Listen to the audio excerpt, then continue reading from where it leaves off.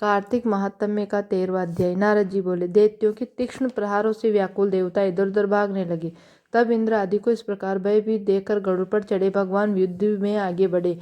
उन्होंने अपना सारंग नामक धनुष उठाकर बड़े जोर से टंकोर किया। त्रिलोकी शब्दित हो गई। पल मात्र में ही भगवान विष्णु ने हजारों दैत्यों के सिर काट गिराए। यह देखकर जलंधर के क्रोध की सीमा न रही। फिर तो भगवान विष्णु और जलंधर का महान संग्राम हुआ। बाणों से आकाश भर गया। लोग आश्रय करने लगे। भगवान विष्णु ने अपने बाणों के वेग से उस दैत्य की ध्वजा, छत्र और धनुष बाण काट डाले तथा एक बाण से उसकी छाती में प्रहार किया। इससे व्यथित हो उसने अपनी प्रचंड गदा उठा गरुड़ के मस्तक पर दे मारी। गरुड़ पृथ्वी पर गिर पड़ा। साथ ही क्रोध से उस दैत्य ने होठ काटे और भगवान विष्णु की छाती में भी एक तीक्ष्ण बाण मारा।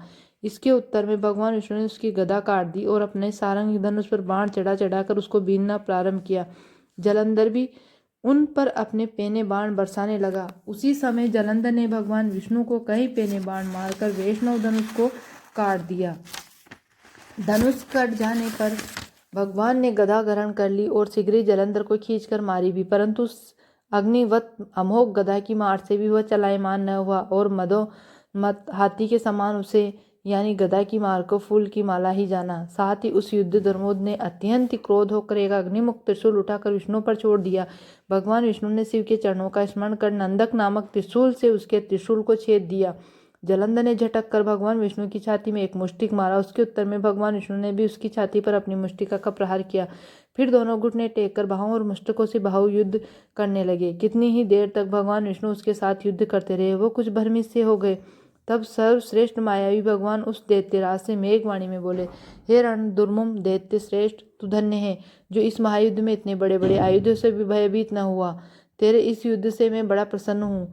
तू जो चाहे मांग, मैं आदित्य वस्तु भी आज तुझको दे दूंगा। मायावी भगवान विष्णु की ऐसी वाणी सुनकर जलंधर ने कहा, हे भावुक, यदि आप मुझ पर प्रसन्न हैं तो यह वर दीजिए कि आप मेरी बहन के साथ तथा अपने सारे कुटुंबियों सहित मेरे घर पर निवास करेंगे। नारद जी कहते हैं, उसके ऐसे वचन सुनकर भगवान विष्णु को खेद तो हुआ, किंतु उसी क्षण उन देवेश ने तथास्तु कर दिया। अब भगवान विष्णु सब देवताओं के साथ जलंधरपुर में जाकर निवास करने लगे।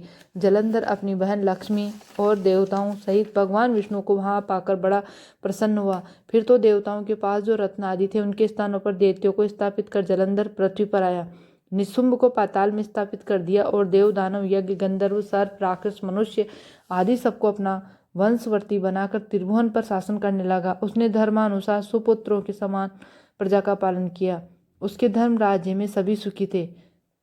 कार्तिक महात्म्य का 13वां अध्याय समाप्त।